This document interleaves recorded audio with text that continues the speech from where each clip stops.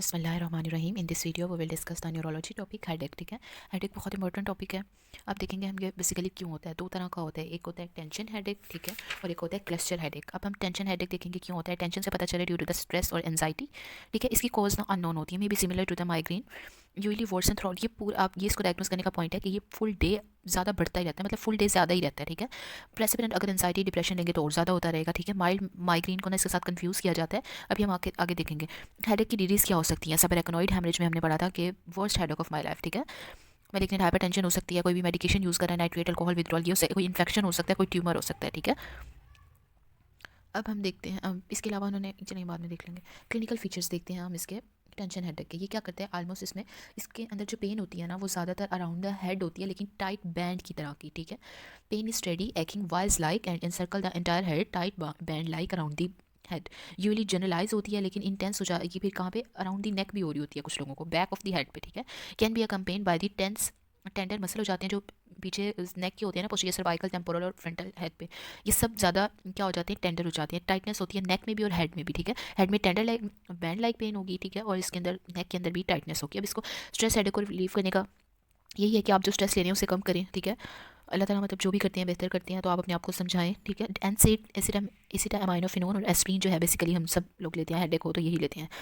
अगर तो headache swear हो गया, मेडिकेशन जो आप माइग्रेन की मेडिकेशन यूज़ कर माइग्रेन के लोग यूज़ करते हैं, तो फिर आपको वो यूज़ करनी पड़ती है। अब नेक्स्ट देखते हैं क्लस्टर। क्लस्टर हेडेक जो होता है ना ये बेसिकली ज़्यादातर ना रात को होता है, वो हमने डे में पढ़ा है, ये नाइट में पढ़ा है। अब ये मिडिल एज मैन में ज़्यादा कॉमन होता है, ठीक है। इसमें एक दो तरह की इसकी सब टाइप होती है, एक एपिसोडिक और एक क्रोनिक, ठीक है। एपिसोडिक जो होती है उसके अंदर क्या होता है कि ये ऑलमोस्ट 2 से 3 महीने की एपिसोड आती है और फिर खत्म हो जाती है, फिर आती है, फिर खत्म हो जाती है। लेकिन जो क्लस्टर क्रोनिक होती है ना ये 1 से 2 ईयर्स तक रहती है। इसके क्लिनिकल फीचर के अंदर ना हमने उसमें पढ़ा बैंड लाइक पेन होगी, यहाँ पे आंखों के नीचे पेन होगी पीछे, ठीक है। क्या अब देखिए, जो मैंने आपको बताया क्लस्टर हेडेक जो होता है ये 1 से 2 ईयर तक रहता है। इसकी मैंने आपको पेन बताया बिहाइंड द आई होती है, उसमें आप बैंड लाइक पेन होती थी, ठीक है। Cluster headache is describe as a deep burning searing और स्टैबिंग पेन होती है, जैसे कोई आपके सर के अंदर कुछ मार रहा हो जोर जोर से, ठीक है। पेन में भी सो स्वेयर दैट पेशेंट में इवन बिकम सुसाइड, इतनी ज़्यादा होती है कि बंदा सुसाइड ही कर लेता है, ठीक है। उसके बाद देखिए कंपेन बाय द इप्सिलेटर, इसमें जब बिहाइंड आई होती है आंखों से पानी आना शुरू हो जाता है, फेशियल फ्लैशिंग हो जाती है, नेजल स्टफिनेस हो जाती है। Usually becomes a few months after the patient goes to the bed and last for the third. ये फिर कैसे रिलीव करती है कुछ और ये स्टार्ट होती है जैसे बंदा अपने बेड पे जाता है और लास्ट होती है वही 30 से 90 मिनट तक ठीक हो जाती है। इवन कि इतनी स्वेयर पेन होती है कि ये पेशेंट को नींद से भी उठा देती है, ठीक है। ये डे टाइम भी हो सकता है लेकिन मोस्टली ज़्यादातर ये नाइट में होता है, ठीक है। Worsen with alcohol and the sleep, सोने से और अल्कोहल से ये ज़्यादा हो जाता है। इसमें आपने एक्यूट अटैक में सुमाट्रिप्टिन देते हैं, ठीक है, और इनहेल ऑक्सीजन देते हैं, ठीक है। प्रोफाइलैक्सिस के तौर पे क्लस्टर हेडेक जो है इसके अंदर वरापामिल भी दे सकते हैं आप डेली एज ये ड्रग ऑफ चॉइस है बेसिकली वरापामिल, ठीक है, ये आपने याद रखनी है। और सुमाट्रिप्टिन और इनहेल ऑक्सीजन चाहिए, फर्स्ट लाइन ट्रीटमेंट होता है, ठीक हो गया। अब समझ आ गई कि ये कब होता है, इसमें बैंड लाइक होता है, स्ट्रेस की वजह से होता है ये।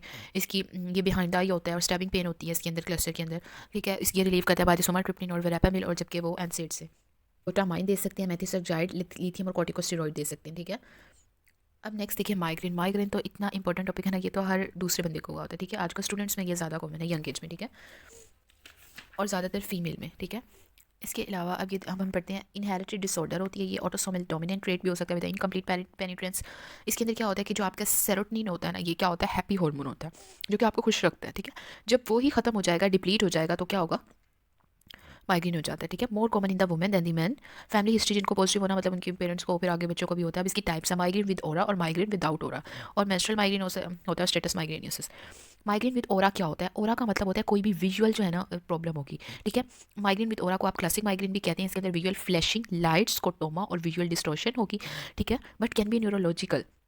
इसके अलावा आप न्यूरोलॉजिकल सिम्टम भी आएंगे जैसे कि हेमीपैरासिस, डिस्फेजिया और डिस्टर्बेंस, फ्लैशिंग लाइट्स, स्कोटोमा और विजुअल डिस्टॉर्शन। लेकिन माइग्रेन विदाउट ओरा ये कॉमन माइग्रेन है, इसके अंदर बेसिकली जैसे नोज़िया, वोमिटिंग, ये सब हो सकता है, ठीक है। मेंस्ट्रुअल माइग्रेन के अंदर क्या होता है कि जब आपके बिफोर द मेंस्ट्रुएशन और last day of the menses में ये ज़्यादा कॉमन होता है, लिंक टू द इसमें एस्ट्रोजन, जब आपकी बॉडी से एस्ट्रोजन विड्रॉल हो जाता है तो ये पेन स्टार्ट हो जाती है, ठीक है। जो स्टेटस माइग्रेनस है ये ऑलमोस्ट 72 और तक रहता है और डज नॉट रिजॉल्व, खुद ब खुद से रिजॉल्व नहीं होता, आपको कोई मेडिकेशन लेनी पड़ती है, ठीक है। उसके बाद देखिए the following can provoke a migraine, इसको आपने कैसे याद रखना है। अब ये देखिए ये इसके अलावा ये एग्रावेट करता है विद नोजिया, वॉमिटिंग, रिलीव बात है, लेकिन ये स्लीप से रिलीव हो जाता है माइग्रेन, ठीक है। इसमें हार्मोनल अल्ट्रेशन होगी, स्ट्रेस, एंजाइटी, स्लीप डिस्टर्बेंस, कोई भी ड्रग हो सकती है, chocolate, cheese, alcohol, smoking, oral contraceptive, weather changes, environmental factor, ठीक है। अब इसके क्लिनिकल फीचर्स देखें। एक होती है प्रोड्रोमल फेज, इसके अंदर क्या होता है, एक्साइटेशन और इनहिबिशन ऑफ द सीएनएस और excitability, increase appetite, craving of the certain foods, depression, irritability, sleepless और फिटीग होता है, ठीक है, जो स्टार्ट वाली फेज होती है। अगर स्वेयर ठीक है। इसके अंदर देखिए, इसके अलावा ना इसमें यूनिलेटरल हेडेक होती है, कभी एक साइड पे कभी दूसरी साइड पे, ठीक है। और ये 4 से 72 और तक रहती है। एट अ टाइम इट में भी generalise over the entire head भी हो सकती है, लेकिन स्टार्ट ऐसे ही होती है, ठीक है। जब इंसान कफ करता है, फिजिकल एक्टिविटी बेंड डाउन करता है, तो और ज़्यादा बढ़ जाती है पेन, ठीक है। वेरिएबल पेन होती है, थ्रोबिन भी हो सकती है, कभी डल और एक्की भी हो सकती है। नोजिया वॉमिटिंग 90% केसेस में पॉजिटिव होंगे इसके अंदर, ठीक है। Photophobia increase sensitivity as to the smell. अब इसका ट्रीटमेंट देखिए। ट्रीटमेंट जब भी एक्यूट अटैक होगा ना माइग्रेन का, तो माइल्ड एनाल्जेसिया, एसिटामिनोफेनोन, यही कॉमन जो होती है वही देते हैं, ठीक है। If they are not effect, इससे रिलीफ नहीं करा तो डाईहाइड्रो एर्गोटामाइन और ट्रिप्टन दे सकते हैं। डाईहाइड्रो एर्गोटामाइन जो है ये सेरोटोनिन रिसेप्टर एगोनिस्ट है, हाईली इफेक्टिव होता है in terminating the pain of migraine. Subcutaneous दे सकते हैं, इंट्रावेनसली दे सकते हैं, लेकिन ये प्रेगनेंसी में और बाकी ट्रांसिएंट इस्केमिक अटैक के अंदर ये इन चीज़ों में कॉन्ट्राइंडिकेटेड होता है। सोमाट्रिप्टन जो है ये मोर सिलेक्टिव होता है, receptor more selective histamine receptor, sorry serotonin receptor agonist. Should not be use, इसे एक से ज़्यादा, 2 से या 1 से ज़्यादा हफ्ते के लिए आप यूज़ नहीं कर सकते। कॉन्ट्राइंडिकेशन वही pregnancy, uncontrolled hypertension, basilar artery stroke, ठीक है। इसमें आपने क्या देना है, डाईहाइड्रो, पहले एनसेड देंगे, उससे लीव नहीं करा, डाईहाइड्रो एर्गोटामाइन देंगे और फिर सुमाट्रिप्टन, ठीक हो गया। नेक्स्ट देखिए, अगर तो प्रोफाइलेक्सिस के तौर पे आप क्या कर सकते हैं, फर्स्ट लाइन एजेंट जो है वो एमिट्रिप्टालिन हो सकता है, सेकंड लाइन में वेरापामिल कैल्शियम चैनल ब्लॉकर है, और एनसेड भी इफेक्टिव होती है। हम इसका यूकेस देखते हैं। देखिए यहाँ पे दिया हुआ है 25 year old lady, 1 year history of the episodic unilateral throbbing headache है, मैंने आपको बताया था यूनिलेटरल होगा, associated with nausea vomiting photophobia, ज़्यादातर इससे रिलेट कर रहा होता है। अब इसकी आगे फंडोस्कोपी नॉर्मल है, इन्वेस्टिगेशन सीटी स्कैन करवाया वो भी नॉर्मल है। आपको इसी से पता चल गया क्या है, माइग्रेन है। 4 प्रेसिपिटेटिंग फैक्टर इसके क्या हो सकते हैं, इसके प्रेसिपिटेटिंग फैक्टर जो होते हैं कि कोई इंसान को किसी भी चीज़ से एलर्जी हो, ठीक है।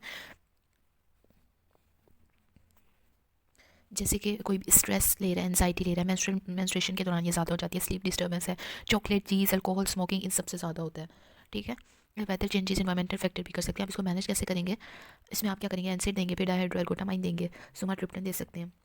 ये मोर सेलेक्टिव होता है, हाईली इफेक्टिव जो है ये डाईहाइड्रोएर्गोटामाइन होता है। प्रोफाइलेक्सिस के तौर पे आप एमिट्रिप्टालिन और कैल्शियम चैनल ब्लॉकर और एनसेड दे सकते हैं, ठीक है।